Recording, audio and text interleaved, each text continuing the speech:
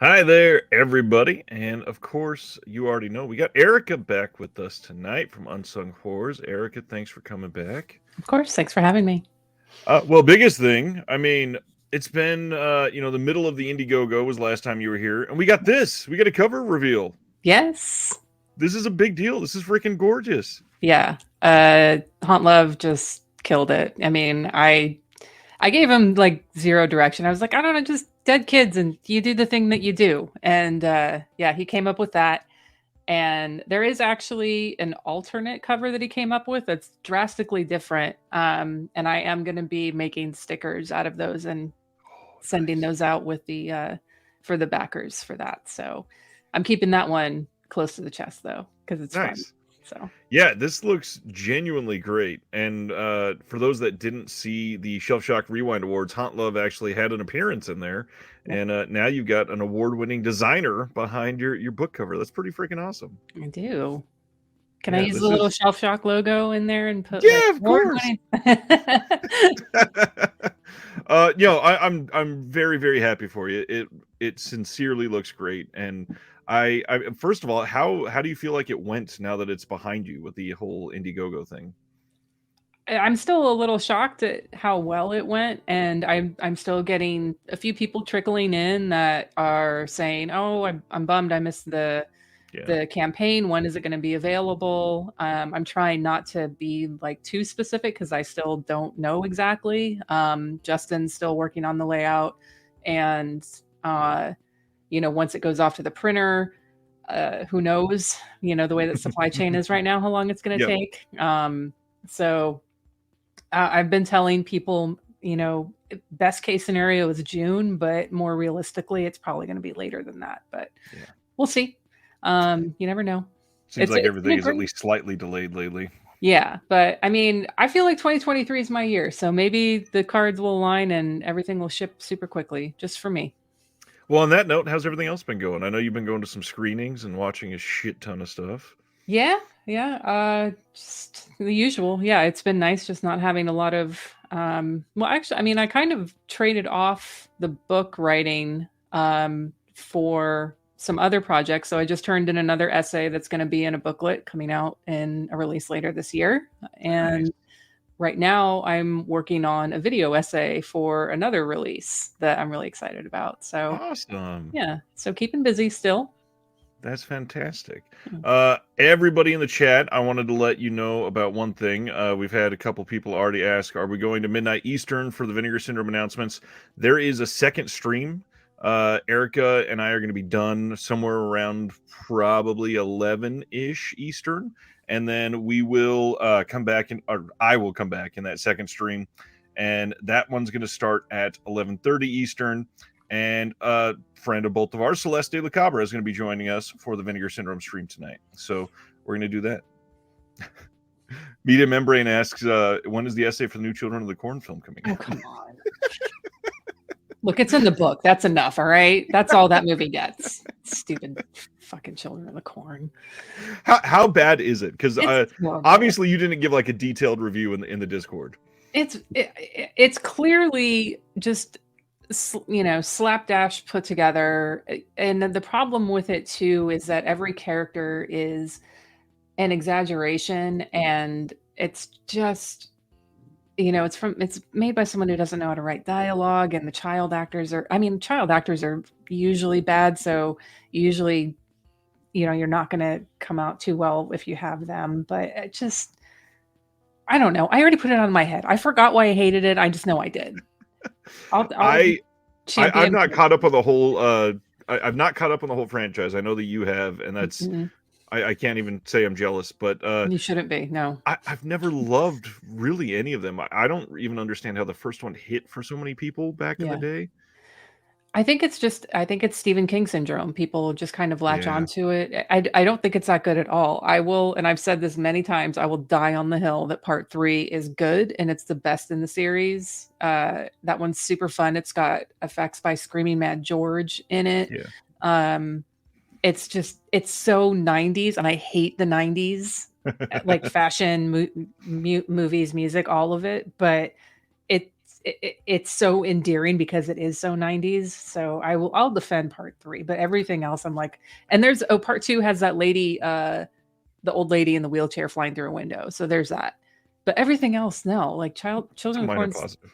it's terrible. And I've seen all the Hellraiser movies, and I'll take those before I'll take the Children of the Corn Oh, movies. 100%. That franchise is, well, they're not all good, but they're all at least entertaining for the most part. I wouldn't say all, but more than The vast majority of them, yes. half, barely more than half. What, 6 of them, 7 of them, something like that? Yeah. They're on 10. Wait. Okay, so yeah, barely more than half. That makes sense. Yeah. All right. So, like I said, 2 streams tonight, and come back to that other one, 11:30 Eastern, and we'll go through the Vinegar Syndrome stuff with Celeste. But for tonight, Erica and I were going to do the announcements, and then to celebrate our last big week of Women's Appreciation Month. Why don't you share what we're talking about? Because I'd rather hear you discuss why. You want me to hear? I can like eloquently pitch this topic too. Yeah, flowery like this is going in the essay booklet of your choice. I'm just kidding. We're talking about dick destruction, y'all. So, I mean, just as some, to frame it and give some context for it, Fantastic Fest every year has 100 Best Kills clip show. And last year it was dick destruction. And it was curated by this woman, Louise Weird. I think I pronounced her last name because it's Weard. And so she has this list on Letterboxd of movies that all have dick destruction or, something traumatic happening to that area. And it's actually, it's really interesting because I found a lot of similarities in how she put that list together and how her kind of thinking behind it, because she was like, well, some of it's just for like slapstick comedy's sake, like Simpsons football in the groin kind of thing. But then there's also ones where a lot of it's about rape revenge and, getting back at your attacker. And then there's also plenty where she addresses people who are transitioning and are voluntarily mutilating themselves. So it's a really interesting perspective from that point of view. I'm obviously gonna, go lean hard into the rape revenge and for, shock and comedy's sake for this, because that's just more my speed. But she's on Letterboxd. It's Louise Weird's comprehensive list of penis mutilation or something like that. And she's even named the subgenre. She calls it penis mutilation exploitation. And she's got some of her own short films that feature that in there. Her latest one, I think, is SIDS. And it's really amazing. It's on Vimeo. She's got a link to it on her Letterboxd list. So, so anyway, that was a kind of long explanation for it, but yeah, we're going to talk about some movies with some dick destruction. Well, and for this topic specifically, I hope that this is not on your list, but the obvious one that people are going to go to most likely was already mentioned in the chat, which is the OG I Spit on Your Grave, the bathtub scene. And it's not on my list primarily because it's not very shocking. It's not obviously it's meant to be vengeance primarily, and you see it in a way that is tense, but it's not even like that exploitative, because the exploitative part came when she was attacked in the beginning, and it's just somebody feeling their hurt after they dished it out. And there's a lot of bloody water, like in many of these movies actually, but it's a scene that is kind of like subtle almost. It's very quiet until his one scream, and she does it very methodically, but it's a scene that is, for a lot of people that watched this years ago, it's most likely burned into your brain just for envisioning how that could happen. And funny thing, there's a lot of parallels between that scene and many of these, where some of these start as pleasure and end in the worst nightmare pain. Yep. Yeah, it's gonna be a fun night. I did find films directed by Louise Weird. Oh, I found the SIDS. Okay. That was a weird sentence. I'm not going to repeat that. I'm going to have to look this up because SIDS is kind of near and dear. I had a friend lose a childicides, and yeah, very interested. It's not quite about that, I but figured. yeah. But it's they're all short. They're all the two. I've seen two of the ones that she's directed, and they're both really good. She also has a new podcast that just started this year called Trans Panic. With really good perspective on some films that have come out even more recently on Blu-ray, like Freeway 2. And I can't remember some other ones that I listened to from that, but it's good. I definitely recommend it. Philip Jeffrey says, I went to see Antichrist at an art house theater as a very young man. The audiences were all elderly. That was an interesting experience. All those old men groaning and their wives just chuckling. Yes, that is the primary experience through many of these scenes. We'll get into those after the announcements, and I'm going to, as we're speaking, I'm going to try to find the Letterboxd list and Luisa's stuff, because this is just a list of films that she directed. But I will put that link in the chat in just a minute. Announcements. We started this week with Imprint, and a fair warning, neither one of us have seen many of the films from this week. This is going to be a not very in-depth episode, but there's not a lot of stuff to go over anyways. It was a fairly light week. Though Imprint, I don't think we talked about Imprint at all last time. Have you gotten anything from Imprint yet? Yeah, actually, I got I have a few on my shelf, but John got me nice. for my birthday, so I was excited about that. I love this movie, so yeah, stoked on that. That new release of Jacob's Ladder is finally hitting some of the retailers in the U.S. Oh, and okay. I'm really stoked to see if that comes out with a better scan, because the old one, it wasn't bad, but it definitely could use some upgrades, and they got some new features, so that's always good. Yeah. All right, so these are June releases, all coming on June 28th, and this first one is a Louis Malle film with Jeremy Irons and Juliette Binoche called Damage. This is from 1992, and Jeremy Irons and Juliette Binoche are lovers locked in the grip of sexual obsession, an obsession so strong it drinks passion, breathes fire, and consumes everything and everyone it touches. It's a Louis Malle film, basically. Yeah. It does sound interesting, and I've not seen this one of his, and yeah, I'll take a look at it. Yeah, I love Jeremy Irons, so I'm happy to roll the dice on it. So sure, especially 90s Jeremy Irons. Mm-hmm. Next up, My Summer of Love from 2004. This is one that has Emily Blunt, and I don't think I'd heard of this one. This must have been pretty young in her career. Kindred spirits from different worlds become entangled together one volatile summer in this passionate psychological thriller. Imprint really doing good by a lot of thrillers over this last year or so. So very interested in this. This one, we got some cast and crew interviews, some deleted scenes, B-roll footage. Yeah, looks like a decent release overall. Yeah. Tony wants to know, do you have Lolita in your collection from Imprint? Jeremy Irons. I don't know. I have so my collection's in a weird spot right now because John moved in October, but we've been doing construction, so everything is not organized. So I don't even know what he has, so he might have it. So who knows? I might get surprised. Tony is biased. He is the one that does the Imprint cast, the podcast where he goes over all the announcements. So he is a big fan of Imprint. Okay. Next up, Not One Less, coming in June from Imprint. This is from 1999, and this is the Zhang Yimou film, or Zhang Yimou. I never heard the right way to say that last name. In this crushing poverty of rural China, a young woman is ordered to a remote village to be their substitute teacher. Barely older than her students, the shy girl is charged with keeping the class intact for 1 month or she won't be paid.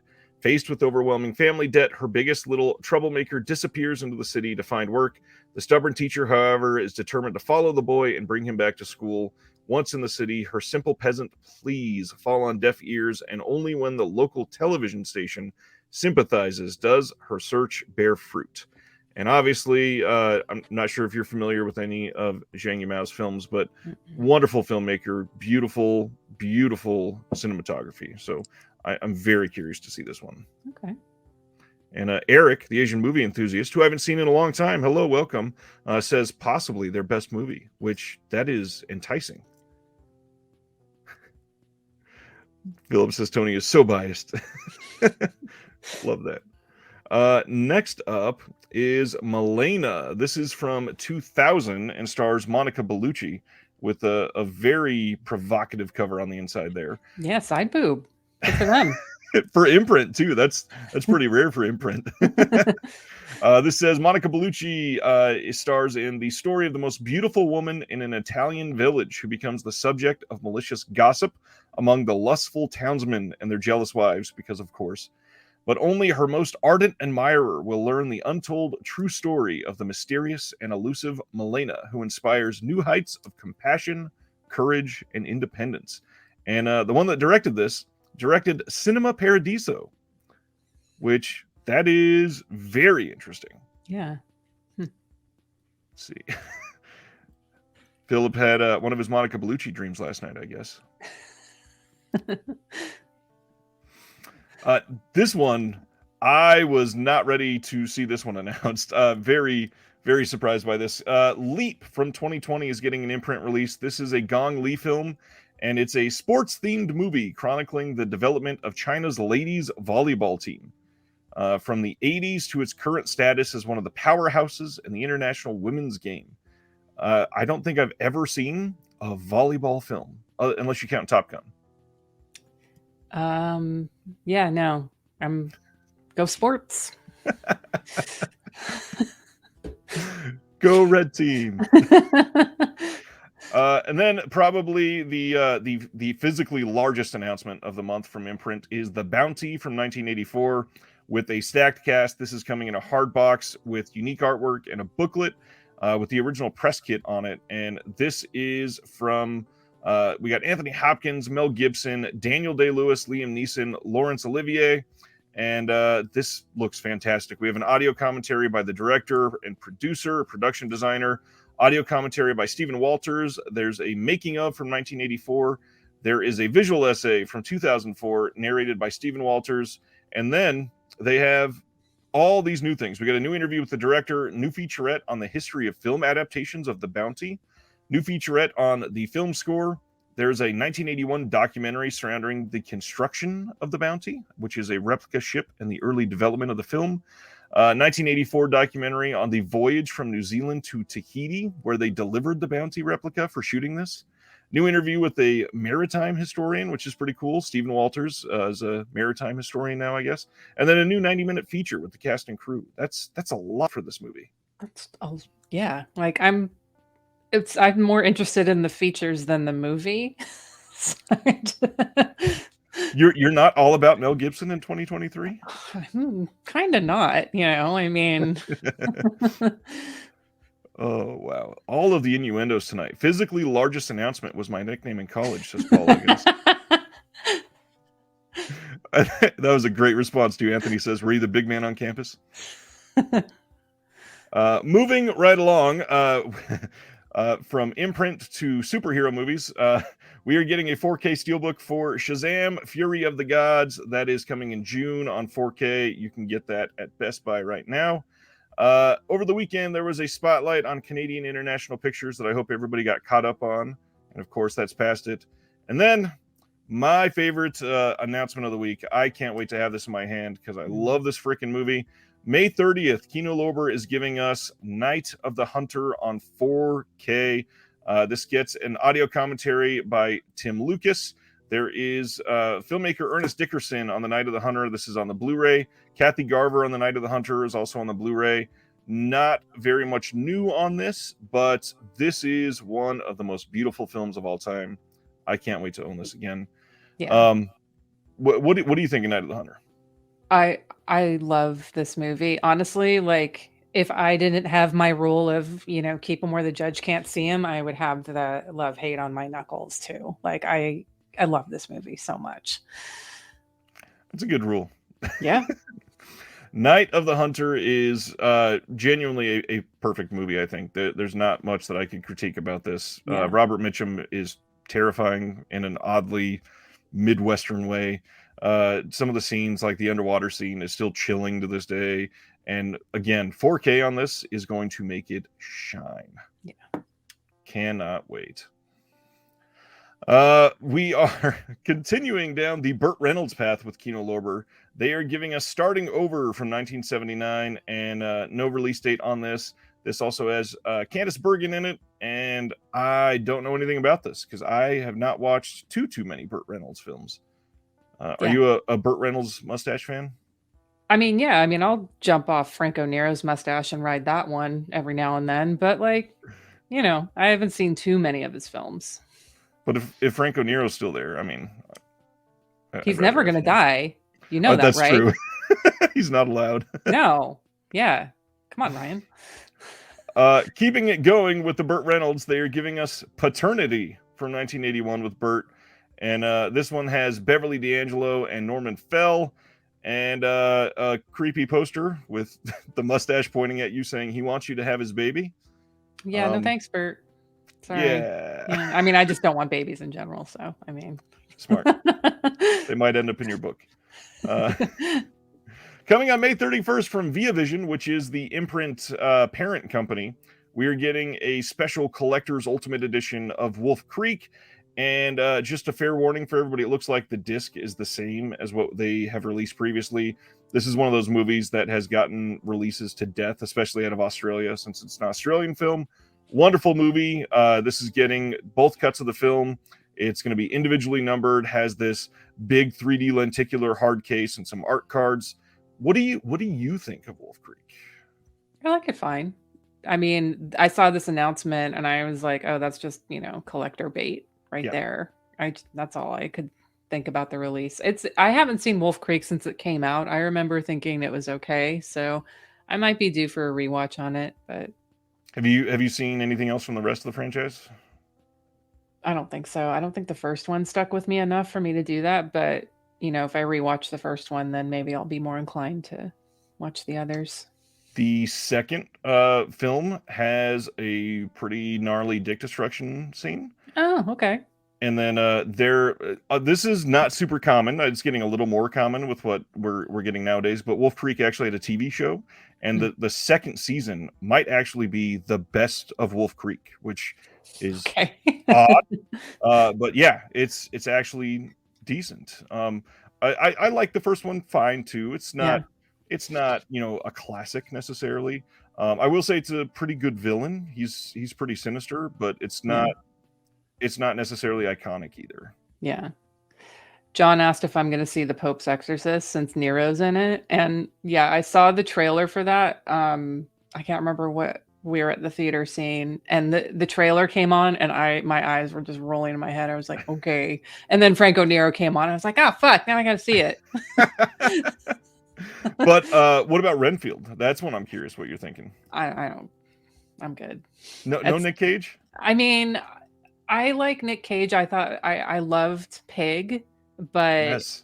I don't Nick Cage, like Nick Caging it's too much for me. I don't need it. Like, maybe I'll see it at some point, but I feel like it's just going to be too self-aware, and it's not my bag. Yeah, I get that.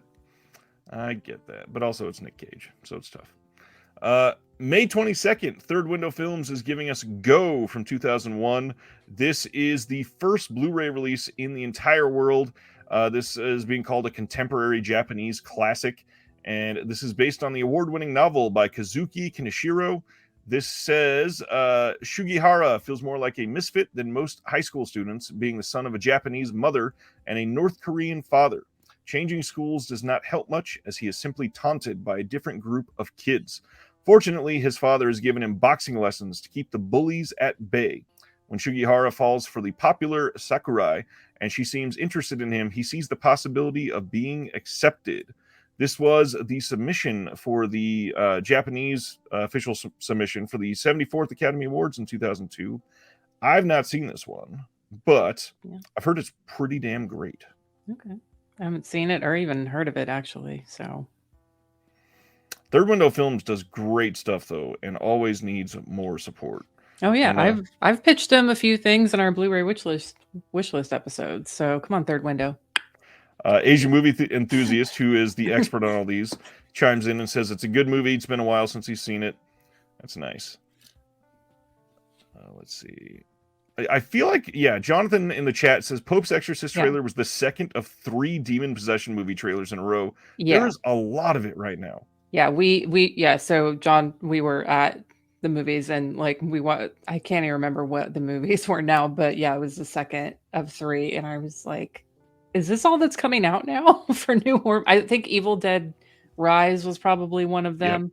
And then that Pope's Exorcist, and then something else. I don't remember which one, but and then Scream 6 is where I saw the Pope's Exorcist trailer recently. Okay, so could have been that.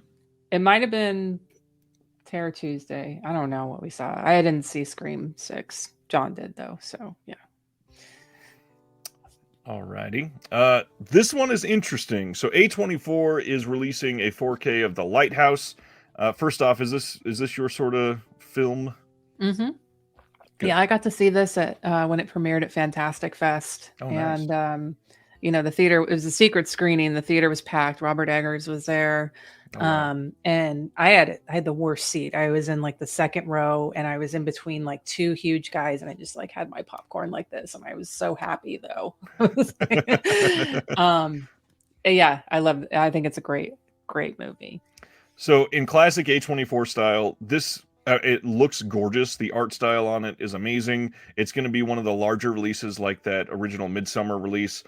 They've got some extras on this. There is a mini documentary on composer Mark Corbin, a costume walkthrough, an interview with the costume designer. They did update their listing, and I did not update this post with it, but there is going to be a commentary on this with Eggers. But the thing that makes this super interesting is out of nowhere, Arrow Video dropped a teaser making it appear as if next week, they're going to be releasing The Lighthouse. I'm shocked if they could do that. I don't think they've had anything really that would be close to that. So I'm very curious to see what they'll do with it. Yeah. And this was not cheap. I mean, this is, I think, $47 on the A24 site. And it's a single disc 4K release for a film that has already been out a couple years. I love the movie, but it's a lot of money. Yeah, I'm not going to pay that for. I like the movie too. I have the Blu-ray that I got for $20 when it first came. I'm good. I'm good with that. It's a very, very nice looking release though. I did put up an interview this week with Jeff Smith, who did the Whodunit documentary on Clue. Give that a watch if you get a chance. I know this is your favorite series, though, so I wanted to get to this quickly. May 30th, Paramount is releasing a Transformers 6 Steelbook collection in 4K. How many of these have you pre-ordered so far? -62. This one is so I went weird. in and like all the people who pre-ordered, I went in and canceled their orders for them. I'm just kidding. I don't care. Made Amazon pay you because you weren't going to buy it. Yeah. This one's weird. Like everyone to me that loves these movies already has all of these on 4K. And there's another one coming out. They did the same thing recently with John Wick. It's so odd that we're getting these collections when one is about to drop. I don't cash grabs. I mean, of course, but it's just so blatant. They don't hide it anymore. They're just like, yeah, we're here to make money. That's it. This is true. Synapse had a new announcement this week, which is fairly rare nowadays, so it's nice to see. July 11th, they are giving us McBain from 1991. This has Christopher Walken in this, and it's a decent looking release. We got a new 5.1 surround soundtrack that is made for this release specifically. Audio commentary with the director and film historian Chris Paggiali. The original trailer, newly translated subs, and it'll probably be one of their fairly budget releases. So it's nice to see.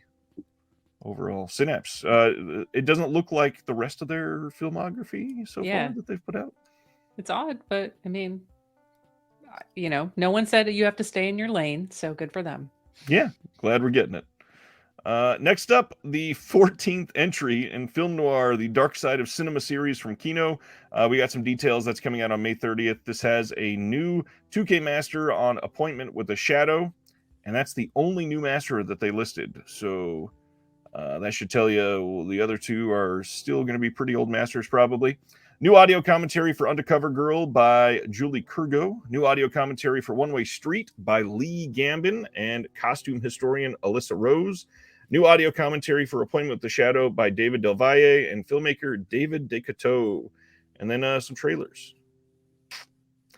You're not super into film noir, are you? No, I do. I like them. I've never heard of any of these, but yeah, no, I get down with noir. The guy from Kino is making it sound like they are going to do as many of these as they can bleed out of a rock, basically. So they're probably going to have many more of these coming. I believe it. Many more. Criterion had their flash sale this week. Hope everybody got what they wanted and spent wisely. This one is interesting. I'm still very confused by this release, so let's go into it. April 18th, Shout Factory is giving us the Brave Archer collection. This is the Brave Archer from 1977, the Brave Archer 2 from 78, the Brave Archer 3 from 81, the Brave Archer and his mate from 82, and then Little Dragon Maiden from 83. We've got a whole bunch of commentaries, a lot of special features and all this. The odd thing, they made this for some reason a site exclusive, limited to 2,500 units.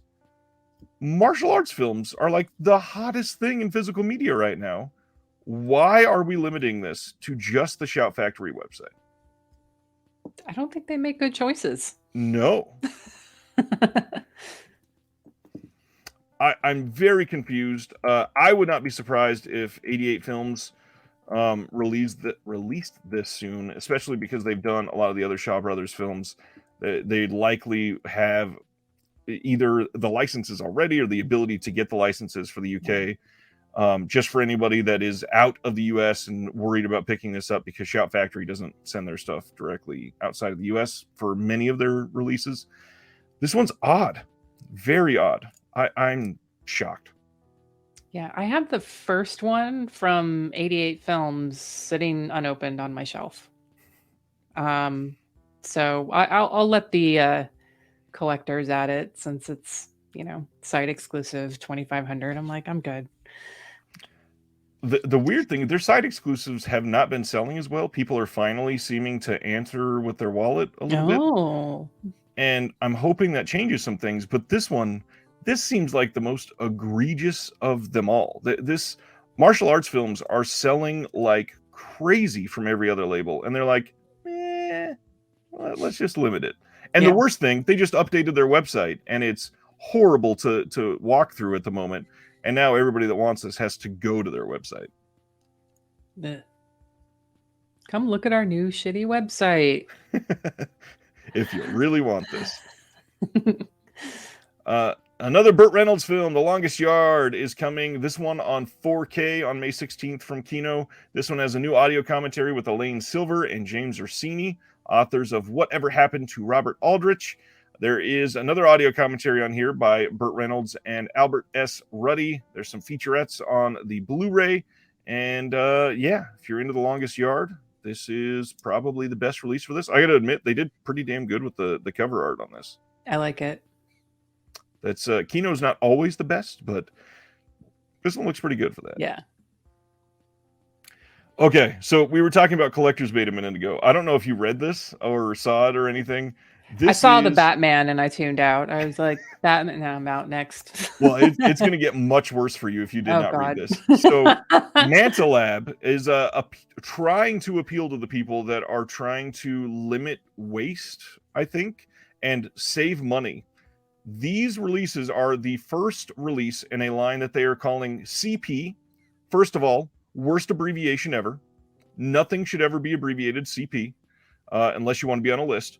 The second thing, the reason they're doing this is their exact words. We have partnered with CP licenses to produce a collectible steelbook at a much lower price point without including the movie discs. As an exclusive steelbook company, our goal is to always provide amazing designs and high-quality products for every movie steelbook, and we are excited to expand our collection with this new product line. Blah, blah, blah, a lot of other things selling it. I get that. I get the reason behind this, and if it is actually able to save them some money and get these cheaper, great. Unfortunately, if you go to buy the one click from them, they are still pricing this at $133 USD. What? For 3 steelbooks in a hard box. I'm sorry, that's so stupid. $133.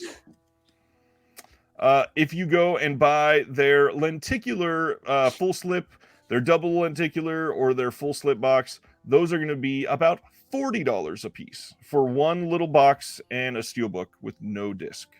So I love premiums. I think they're really cool if you really love the movie. Sure. But $133 for 3 empty steelbooks. No.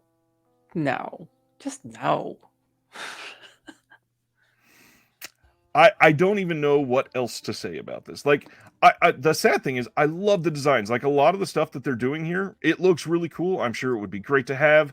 Yeah. I don't need it for the Batman. Obviously, this is going to get probably 512 more releases in the next 4 years. But it's beautiful. I love it. But $133. Yeah. 3 empty steelbooks. Sardis. Are they made from a recycled Batmobile? Yeah. Yeah, this is interesting. The thing that I was going to say, which is what Chester just said, aren't the discs the cheapest part of this release? Go ahead, throw them in, please. To a point, that's probably true. To actually produce that part, it's probably one of the cheapest parts. But if the license itself is that cost prohibitive, you would think they'd be able to sell empty steelbooks for maybe $60 for 3 steelbooks in a big nice box. That makes sense. For twice that? No. Yeah. No. Mm-mm. Oh, and then on top of that, I forgot, this is also an Asian company, so you have to pay for shipping. Oh, super. Hard pass. So probably like $154. Okay. Speaking of steelbooks, Vestron Video is getting into the steelbook game out of nowhere. They are releasing what appears to be a Walmart exclusive steelbook for Maximum Overdrive. This is the first steelbook they've released. The discs appear to be the same. However, they are including a downloadable copy for everybody, the digital copy. That's looks to be the only real difference from the first one. First off, Maximum Overdrive. Are you a fan or anti? Oh, no, I'm a fan. I mean, it's not great, but it opens with a kid getting steamrolled. So yeah, I'm in. And you can almost taste the cocaine. Yeah, it's cocaine Stephen King. It's best, it's like PTA. It's the best era of that creator's output. I'll take cocaine PTA over, what is he, like, weed dad PTA now? Weed dad PTA. Yeah, no thanks. But yeah, no, I like Maximum Overdrive. I don't love it, but I do like it. Yeah.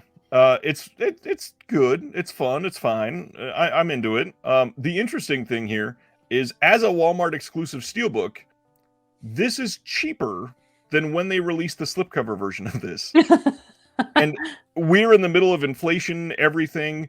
This film was released, I believe, in like 2019 originally through their slipcover line. It was the last like overpriced title that they did. That was like $28. You can get this on Walmart right now for like $21. Yeah, okay. Shocked, but decent.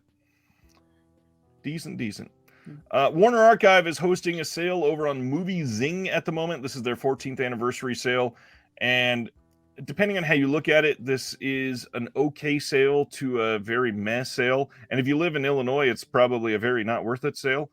Basically, it's 4 releases that are single disc releases for $49 plus $12.25 for every additional title that you get. And the most recent titles appear to be from around December. However, shipping is $5.96 for those first 4 titles, and then $1 more for every title that you add. So when they say $12.25 for each additional Blu-ray, it's actually $13.25 for each additional Blu-ray. So it's not great for a single disc Warner Archive release. However, some of these don't really go on sale all that often. But the odd thing is, the ones that have been very recently released, like in the last year and a half to 2 years, they are going on sale all the time on Amazon for like $10, way cheaper than this. So you might want to keep an eye on that and compare some prices. Warner Archive, you got much from them? Anything that you'd recommend off the top of your head? I have a terrible memory, Ryan, so I don't know what's on my shelf. I'm sure I have some on there I could recommend, but I can't answer any questions about my physical media collection at the moment because the only thing I can talk about is like the stuff that I pulled aside for this tonight, like everything That and else. baseboards. Yeah, that and baseboards and everything is covered in drywall dust right now, and I would be ashamed to show anything that I have. Like I had to wipe everything off. Makes perfect sense. I'll throw out Waiting for Guffman. One of their best releases. Love that movie. Yeah. Uh, I love that this is the last post to talk about, and that this is the picture that they used. Oh my gosh! So I had somebody that commented, and you can see right here. I thought this account got hacked for a second when I saw this picture. So 88 Films is I can't even talk. They're hosting a sale that they're calling Bums. They're calling it the Buy Yourself More Stuff sale. And if you go to their website and use the code BUMS, BUMS, all in capitals, you get 30% off of orders when it's over 45 pounds. And they've got good releases for the most part. 88 Films is pretty solid. It's decent when you can get 30% off will save you probably shipping and a little bit more, unless you go super ham on this and are able to spend $400 and really save on shipping. Then it starts to get very tempting, but do what you can handle. Yeah. I love that they use this for marketing. I guess. For those listening to the audio tomorrow, they are it's a giant ass in green leggings with the most nondescript font saying #sale, see website for details. There's no branding. I can see why somebody seeing me post this picture would go, have you been hacked? Yeah. Oh man. All right. What is coming out next week? There is it looks like a lot because they list all of the OCN titles for the last week of the month, even though those are either usually sent by now for most people or even arrived. But we got The Exorcist 3 4K in Scream Factory release going out. We've got the 5 days 4K from Severin getting its retail release. All Quiet on the Western Front, the Oscar-winning film, is getting a 4K media book, which I'm still shocked that we're getting this on physical media, considering it was a Netflix film in the U.S. Kuruku, Beast of the Amazon, gets a retail release from Vinegar Syndrome, and then all of the VS titles, like I said. Dead Silence 4K coming from Scream Factory. I got to ask, how do you feel about Dead Silence? I don't remember. Are you James Wan fan? I feel like I am not. I do not care for James Wan at all. How about Wanted on 4K? I've just never seen it. Is that the one with like the bending bullets or something like that? Yeah, I'm good. It's so odd the way they film it. They like jerk their arms like this, and the motion of doing that makes it go around a corner. Come on. Cinderella in 4K. The original Cinderella from 1950 is a Disney Movie Club exclusive that has been released. Violent Streets, the Umberto Lenzi and Tomas Milian collection, is getting its retail release from Severin. All of these OCN releases. The Duck Dodgers, the complete series, gets its release finally. BBC Frozen Planet 2 on 4K is coming out next week. If you are dying to see Gerard Butler and Plane on 4K, that releases next week. Plane! I don't know. It's just so stupid. Chucky season 2 next week. Rawhead Rex 4K. That was amazing. Rawhead Rex 4K from Kino. Batman, the Doom of the Doom that came to Gotham comes out next week. That Lighthouse 4K from A24, by the way, already shipping to a lot of people. Chilly Scenes of Winter from Criterion, one that a lot of people are looking forward to. That drops next Tuesday. Wish it was before this flash sale. Missing. Did you get a chance to see Missing?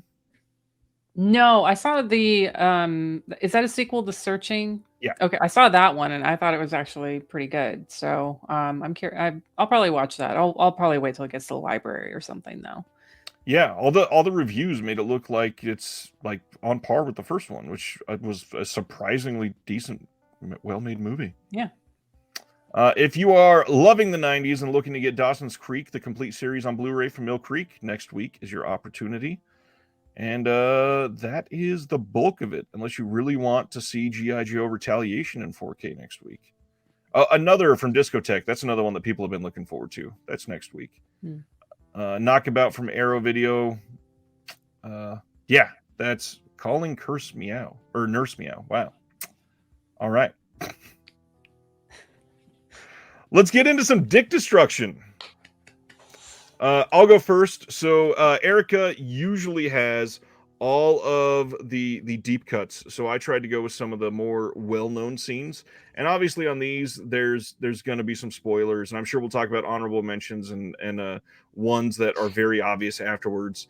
Some of the ones I chose are got to give a little bit of context. So with spoilers, it's going to be either what's happening in the movie or very specific what's in the scene that made me go, okay, we kind of got to talk about this one. So the first one, I don't love cannibal movies. I've never been like a giant fan, and a lot of the cannibal movies have one, but I had to go with Cannibal Ferox. So this one, people stuck in a cage watching this go down, somebody tied to a stake, and the guy gets dismembered. But what makes it memorable is the island person, the cannibal here, dismembers it and immediately takes a bite out of raw penis, which is just the most jarring, odd scene to see in a cannibal film out of nowhere. What do you think of Cannibal Ferox? I love it. I do. I love cannibal movies. Like, I don't obviously, love the animal violence part of it, but there's just, it's, everything Italian horror, it's my comfort area. And so I like putting something on and knowing exactly what I'm going to get. So yeah, Duck Dodgers dick destruction. Hell yeah. Oh man, I love it. And then Media Membrane said, not a good night for anyone named Richard. I love it. Yeah, this is the kind of stuff this show lives for. Yeah, Cannibal Ferox is one of the better cannibal films in my mind. It's decently made. It's at least competent. It's not it's pretty pure exploitation, but it's better made pure exploitation. Yeah. What do you got for us? So my list is entirely ones where a female is doing the dick destructing. So mine's heavy on rape revenge, like my list is. So just, content warning for that for folks. But outside of, there are some more sort of humorous ones that are on revenge. And, if anyone's going to do it right, it's going to be Hong Kong. So my first one is a Chinese torture chamber story from 1994. Where a woman gets revenge on her cheating husband by giving him a aphrodisiac that is too powerful and it causes his dick to explode. I've not been able to see this one. It's fantastic. It's got a great, obviously the core of the story is that it's about people getting, people are in front of a judge and they're being punished, and there's all these ridiculous torture methods. The woman who did, this act to her husband, she gets put on trial for it. But there's this great scene of people having sex midair. So if you've seen oh God, what's Choi one? It's escaping me. I'll think of it later, but it's a lot of fun. I like it, good for her. Don't let that man cheat on you. Take his dick away. Take his power. Is there any release of this one? I don't think so. No, I wouldn't be surprised if it would get one soon, though. The way that they've been releasing Hong Kong films, I wouldn't be surprised if this got one soon. Ooh. Is there anything that would make somebody stay away from it? In terms of the maybe too many animal deaths or anything crazy? No, this one's more focused on torturing people. So so it's clean. Got it. Yeah, of course. Celeste says this whole list could be a good for her adjacent list. Yeah, pretty much. Okay, number 4. I hope I'm not stealing one from you. This is the only one that I wanted to go rape revenge, and only because it is revenge on somebody else's behalf. Mhm. And I have to go with how much I love Wes Craven with the original Last House on the Left. So obviously this is a classic. Everybody in this movie is just filthy throughout, no matter what scene you're looking at. The scene in the very beginning that is, the catalyst for what we get through the rest of the film is, especially for the time, just brutal. It's very realistic, very it's like the irreversible of its day, essentially. And by the end of the film, when we end up with the parents of this individual that was raped, and mom gets to get her own revenge here, and she is outside by the lake or river, whatever it is, and sits down and basically talks the attacker into some fellatio, and goes to town on him for what is oddly like a little too long, and A then little she bit. goes in for the attack, and it's so odd because it kind of is like that scene in Irreversible, because it's quiet and you're feeling every single moment of what is going down, but it's so like while it's happening, you can see that. Well, first of all, forgot to mention he also has his hands tied behind his back, so he's very vulnerable at the moment. But it's a very odd scene of like, what the hell is she doing?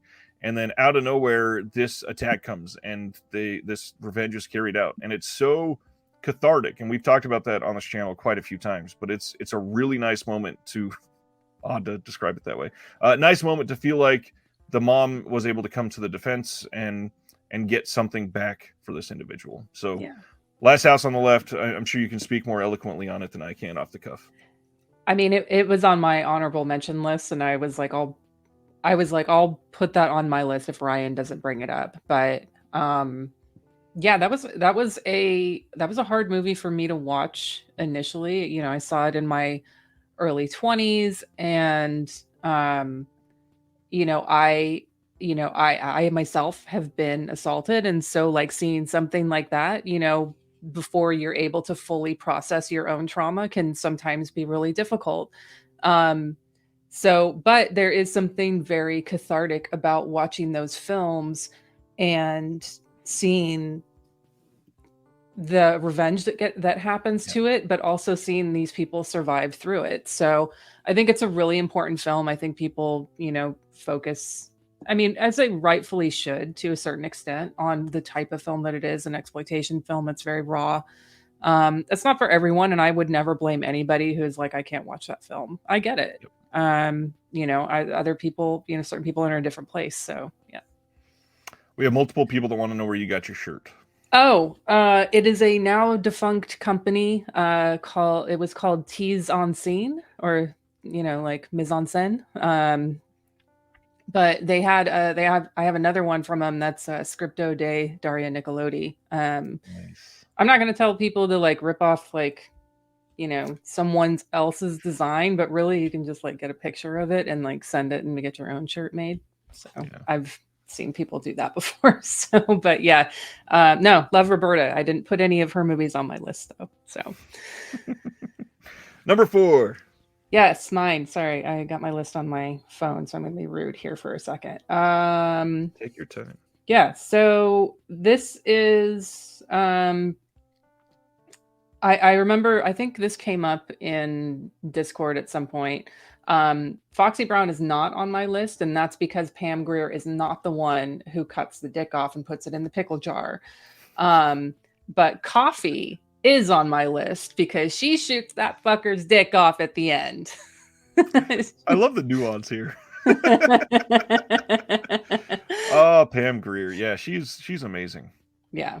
I love all of her movies from that era are just so rewatchable. And that's just another thing about, like with Italian movies, like having like sort of a comfort where it's like, oh, I haven't seen this Pam Grier movie from the 70s, but I know exactly what I'm going to get. So there's something comforting about that. John says coffee is the greatest. Yes, it is. Sibner says, I feel like there's a big difference with something like I Spit on Your Grave and the Nightingale. I I mean, you could kind of argue both ways. I'd like to see why you think there's a difference. If you want to explain in the comments, I'll go on to number three while we wait. My number three, again, I had to go for some of the ones that I knew were going to be the comic relief to what you were going to be picking. I had to go with one of the best combinations in horror ever, and that is when metal comes together with horror in a wonderful way. And got to go with Deathgasm.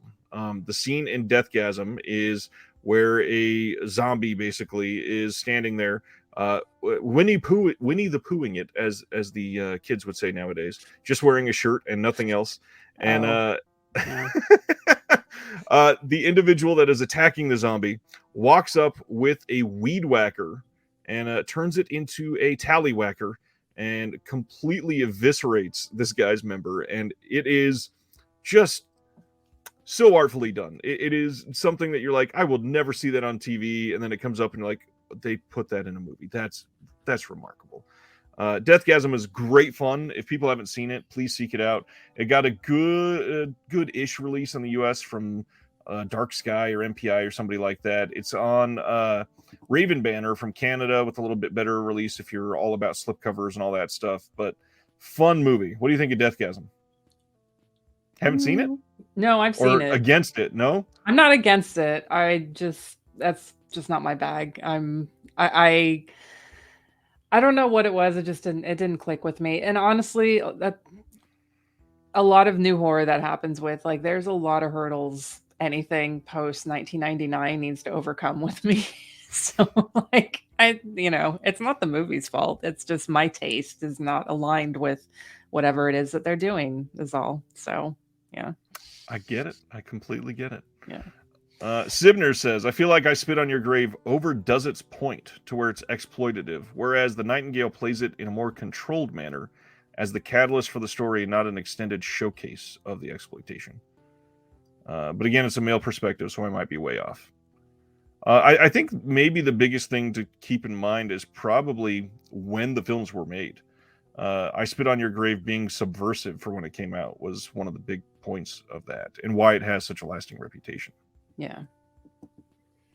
I see your point, but yeah, I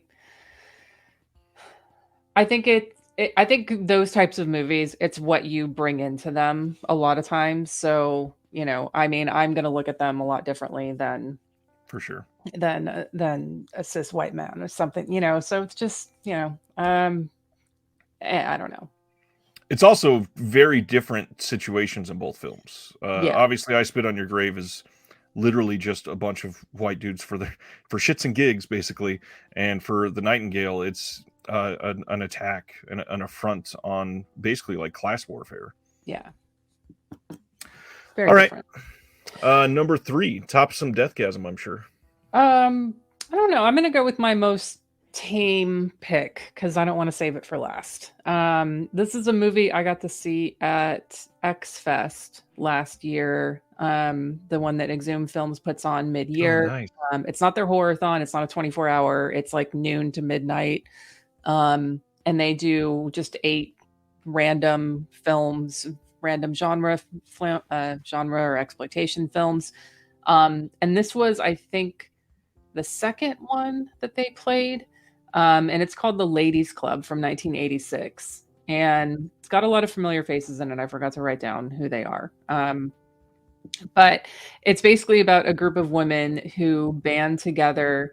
One of them is a doctor, and they're really frustrated with the fact that all of these men who have been raping women, either them in the group or women that they know or are related to, those men have not been getting convicted and they've been getting released.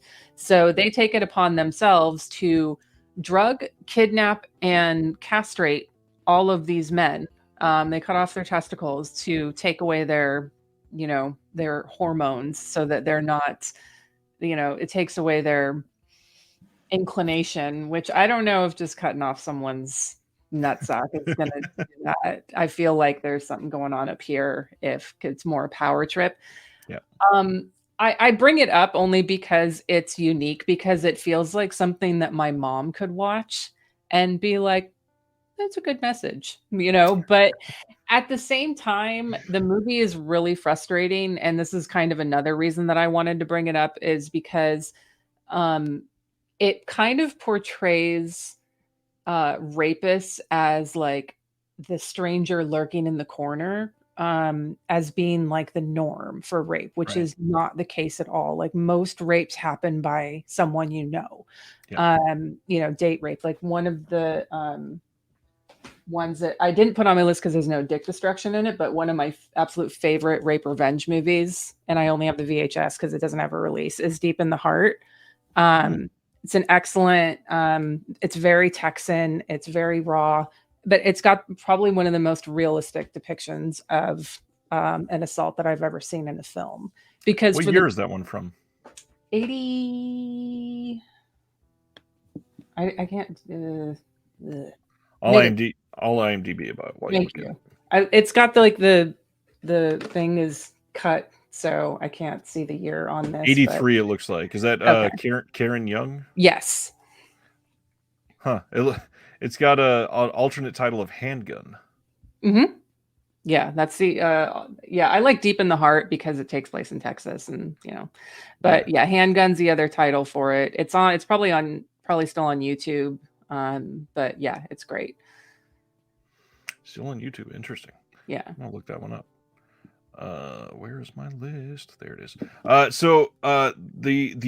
The next two for me are the ones that came to mind immediately when we started talking about this, and they are both over the top funny. But the order I was going to put them in, one is genuinely for revenge, so I was saving that for number one. Number two is what I feel like is maybe the most iconic one of these for me, and that is because I've watched the movie more times than I can count, and that is the, of course, ridiculous scene from Street Trash. Uh, we have somebody that is infected reach through a RV or whatever the hell it is and rip off the dick of somebody that's trying to pee, and then there is the most ridiculous game of keep away that you will ever see with close-up shots of a dick flying through the air, I think like 6 times.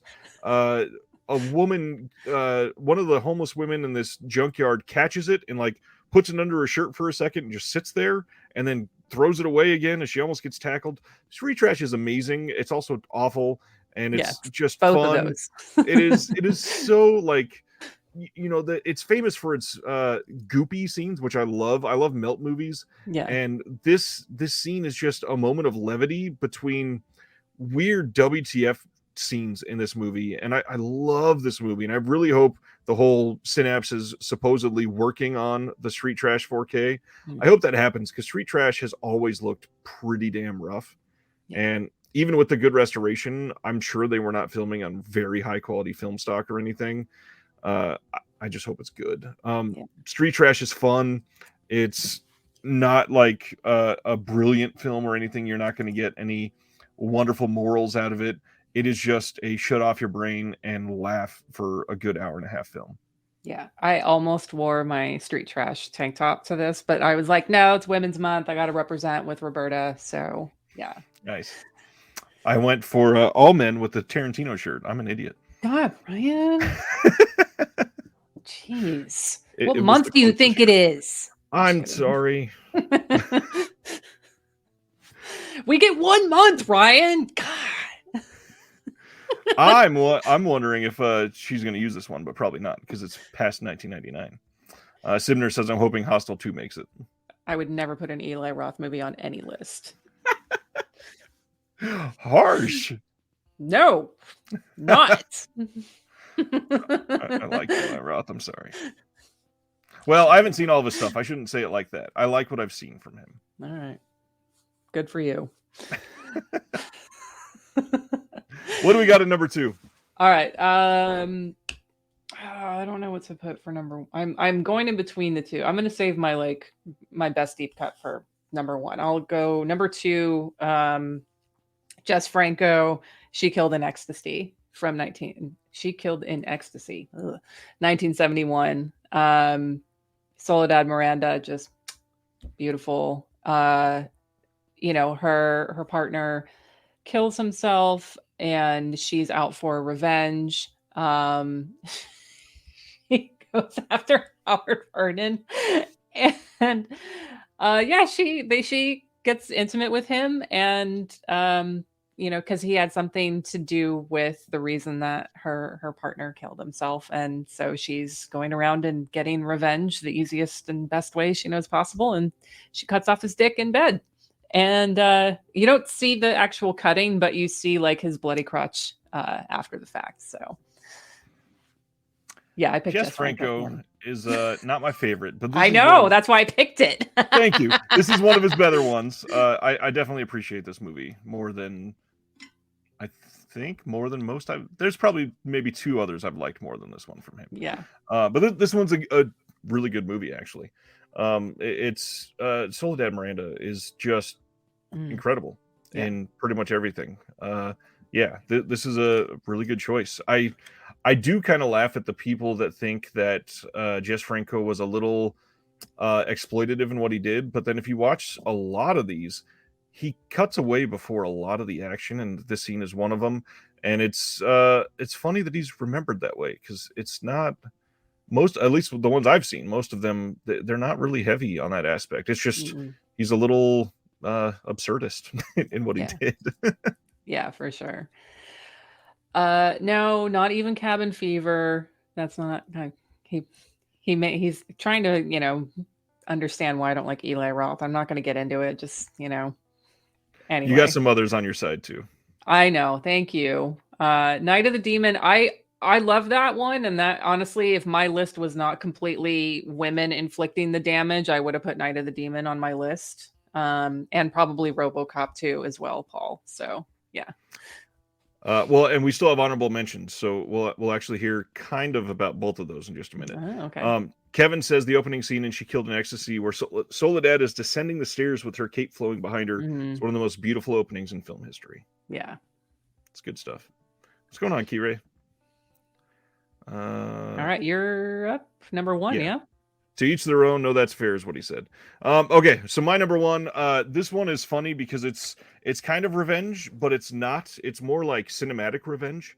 And I think this is the first one that made me, because of my age when I saw this movie, I was finally old enough to understand, like, oh, there's a reason that the guy's actually getting hurt here.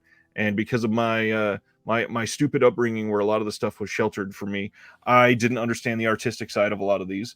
And this is going to be a funny movie to go with after talking about the artistic side. But because it was formidable, I have to go with Piranha 3D from 2010. So okay.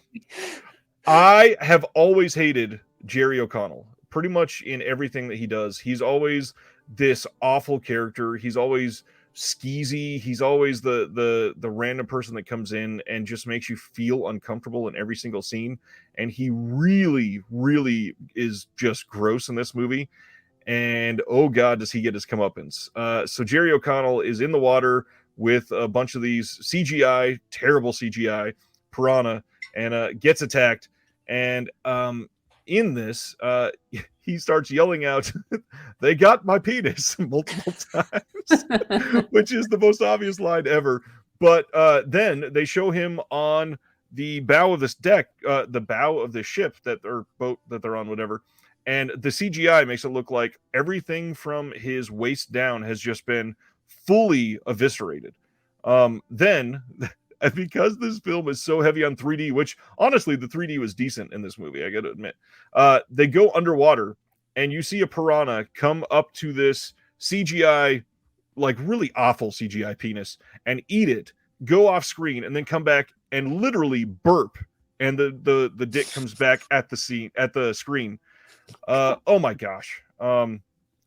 It's such a funny scene, but it's great revenge for everything that he did up to that point. Yeah. Okay. Well, I'm glad that you got to see Jerry O'Connell get his dick bit off. And me too. I'm happy for you. Dylan says, "Did I hate Jerry O'Connell and Stand By Me?" He wasn't Jerry O'Connell yet. He was like Gerald, young little Jerry. Okay. It's different. That's I get it. I can see that. Yeah. Sibner says, "I missed the guidelines, but perhaps hard candy." I will say I don't think any actual dick destruction happened in Hard Candy. I think all of that was like a mind game. Have you seen Hard Candy? Actually, no, I haven't.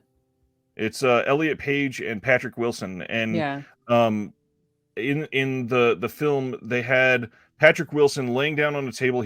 I think he was drugged somehow. It's been a long time since I've seen it, and so he was drugged. He comes to, and she is displaying a surgical film on a TV next to them and Mm. making it look like she's trying to learn how to do surgery on like a castration, full on castration, balls on ice and everything. And he wakes up in the middle of it and she starts speaking with him like she's about to do it. And then it's just a mind game. And I don't think anything actually happens in Hard Candy. And by the way, I use she because it was she in the film, and Elliot Page was not Elliot Page at the moment. Great film. I think a lot of people should go back to it. It's really well acted, actually. Okay. I am not unsubscribing to the Discord. Stop it, John.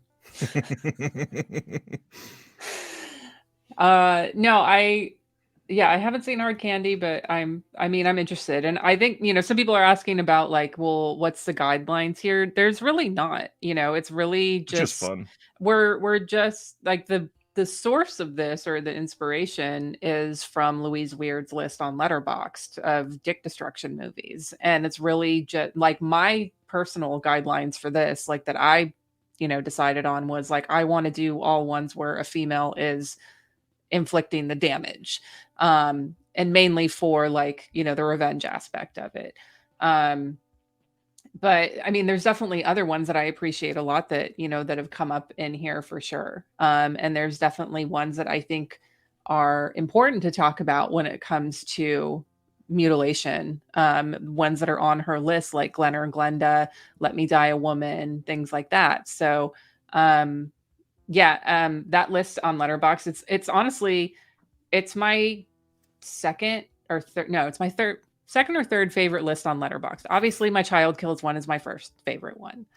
And then PD 187 has a list of movies where George Buck Flower is not like his the role description of him is not bum, drunk, hobo, or whatever. So that's one of my other favorite lists. And then Louise's list. I was very curious where that was going to go as you started that. Yeah. I know where I'm going. The list for the Louise Weird comprehensive list of penis mutilation. The link for that is now in the chat, so make sure you check that out. There you go. Number one, the big one. Number one, and this is not by any means like the king of all like dick destruction movies. If I had to pick one from all of these, it's probably Chinese Torture Chamber Story because come on, you eat an exploding penis from eating an aphrodisiac or drinking an aphrodisiac. I don't remember, but I'm gonna go with my like I guess sort of what I consider to be like the deepest cut on here for number one, and that's The Kiss of Death from 1973. So Shaw Brothers, more like outside of just their standard martial arts and fantasy films and a handful of horror movies, they also tried dipping their toes in other exploitation films and what was popular, and they did their own biker exploitation movie, which is Killers on Wheels, which is really good. Just watched that recently.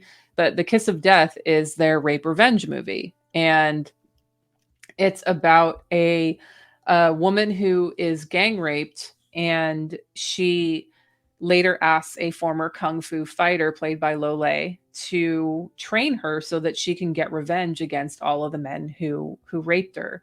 He eventually agrees to do that and trains her, and the moves included in that are the special, it's called the groin crunching blow, and I won't spoil what that is. You can watch it for yourself. But yeah, I don't want to call it a fun rape revenge movie because that sounds terrible, but it's a Shaw Brothers movie, so you kind of know what to expect going into it. But I enjoy that one a lot, as much as you can enjoy a rape revenge movie. Will now wants your shirt as well. Uh, Uh, Paul has seen this one, it looks like. Yeah, I'm very interested in seeing this one. I've not seen this one. Shaw, I really hope that we get some more of their stuff, whether from '88 or get some of these deeper cuts through the Shawscope sets. But yeah. it'd be pretty nice to get stuff that is not all martial arts on some of these future releases from Arrow too. Yeah, this one and Killers on Wheels, I really hope make their way into future Shawscope sets for sure. That would be an interesting turn from what they've given us so far. Yeah. Some honorable mentions. Obviously, I think most of mine have been brought up at this point, so I'll just throw out the scene in Night of the Demon is hilarious. It was certainly on my list. It's very bloody, and then the guy like gurgling over his motorcycle is weird. Um, the end of Hostel 2, I actually think is a fairly good scene because they show the female having empathy towards this person, and then the people that are controlling this whole hostile situation, they essentially say you can't leave unless you take a life, and she doesn't hesitate at all and immediately cuts off his dick and lets him bleed out. So it's just this immediate turn of, well, fine, I'm going to be strong and stand up for myself, and Yeah. love that. Then nobody mentioned tonight Teeth. There are two in the movie Teeth. I don't love the movie Teeth, but the final one where it's like the stepbrother or whatever it is, Yeah. just a gross scene, and I'm so glad that it happened. And then the dog eats it, and it's just Yeah. it's happy for everybody. Except I always worried about that dog because it had a Prince Albert in it.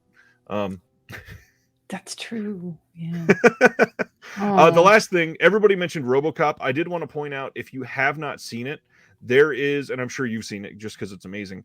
There is a fan made compilation that is up online, and there is one scene, the dick shooting scene specifically, is one of the most hilarious things of all time because they redid the scene to be exploitative, full of penis destruction, and you probably see like 95 penises get mutilated in like 4 minutes, genuinely. And it's not in an actual movie, so I can't use it, but it is it if it was, it would be the winner easily.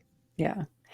Yeah, RoboCop is on my honorable mentions. I had Teeth on my list initially, but I took it off because I think Will brought it up in an earlier episode this month, and so I was trying to like avoid any duplicates in these conversations.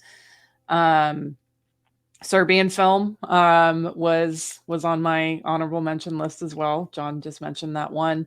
I think I saw someone post about Invasion USA earlier too, Yep. and that's on my list where Chuck Norris shoots everyone in the dick, and that's America. Um, what else was I had Desperate Living on my list as well for an honorable mention where he has gender reassignment surgery, but his partner doesn't like it, so she cuts it off, and it's like, no, I like you the way that you are. It's good. It's heartwarming. It's a good message. um I had Ginger 1971, which it's okay. It's like a exploitation film. She is undercover trying to break up a sex trafficking ring, and she gets all these men into bed, and one in particular, she's a piano wire to what you're going to do with that. And then we talked about Last House on the Left already earlier, and as I Spit on Your Grave, like I think you just can't not mention movies like that. I think those are kind of the first two that a lot of people think of when they think of, especially in the terms of rape revenge and dick destruction. And of course, the remake has a scene with it. I think the sequel to the remake has a scene with dick destruction. Mm. There's a lot, and if you look on Louise's list, there's a lot on here that you probably forget has a scene with dick destruction. I mean, Basket Case has a scene, Battle Royale has a scene. Louise has 21 Jump Street on here, which I think is hilarious. Brain Dead or Dead Alive even has a scene, and that's one of my favorite movies. It's just not one that I thought made my list. Yeah. All right. Anything else to bring up or highlight with dick destruction before we hang this up for the night? No, I just, we've mentioned her name a few times already, but like, I mean, her list was essentially, and her clip show at Fantastic Fest was, the inspiration for this. She's doing great work with not just the films that she's making, but her podcast Trans Panic. So, um, encourage folks to just kind of, check those out if you can. Also, watch more Roberta Finlay. Always, always. Uh, no love for Garp. Like, yes, that scene is great, but it's not. It doesn't quite fit for me, at least. Like, it's hilarious, believe me, but it's not quite the same. A lot of these, at least, were malicious or in spite, basically. So, yeah, Garp is great. Everybody needs to watch Garp. Elf, All right. Dylan Elf Smithy, Elf. Dick That's it. destruction. I'm very confused by that comment. Yeah. Mm. As usual, before we hang up, I just wanted to say thank you to all the patrons of the channel. You guys are amazing. It is the week where we are doing our watch along this weekend. So if somebody wants to get in on that, this is the best time to sign up. I believe what is in the lead was, let me take a look. Yeah. It looks like at the moment we're going to be watching a movie that I've never seen before, but I'm eager to see. I was kind of hoping one of the other ones won. We watched that in the Discord, so if you sign up at the mid tier or high tier, you'll get access to the Discord, and that'll be Sunday night. So come join us, and I think that's all I got. Thanks for coming back. Of course, happy to come back anytime. And everybody, don't forget, the book from Erica is going to be available again at some point, hopefully this summer. The Sweetest Taboo, an Unapologetic Guide to Child Kills in Film. And then on top of that, make sure you get the Made in Hong Kong box set that features Erica's writing. Listen to Unsung Horrors. You got another essay coming out, a visual essay coming out. I mean, you're going to be everywhere. I'm trying to keep busy. Do it. By the way, this was the last thing I was going to say. Sibner says, are we not sticking around for the midnight launch? No. We're coming back in 35 minutes for the midnight launch. I got to make sure that I have earbuds charged because they're going to die if I don't. I will see you guys in 35 minutes. Thanks for hanging out. We'll see you next week.